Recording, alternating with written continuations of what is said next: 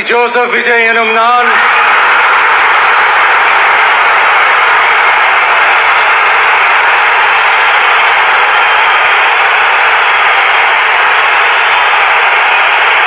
சட்டப்படி அமைக்கப்பெற்ற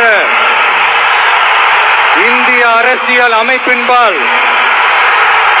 உண்மையான நம்பிக்கையும் மாறா பற்றும் கொண்டிருப்பேன் என்றும் இந்திய நாட்டின்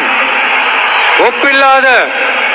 முழு முதல் ஆட்சியையும் ஒருமையையும் நிலை நிறுத்துவேன் என்றும் தமிழ்நாட்டு அரசின் முதலமைச்சராக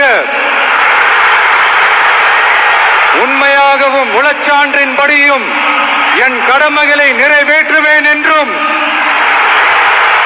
அரசியல் அமைப்பிற்கும் சட்டத்திற்கும் இணங்க அச்சமும் ஒருதலை சார்பும் இன்றி விருப்பு வெறுப்பை விலக்கி பலதரப்பட்ட மக்கள் அனைவருக்கும் நேர்மையானதை செய்வேன் என்றும் ஆண்டவன் மீது ஆணையிட்டு உறுதிமொழிகிறேன்.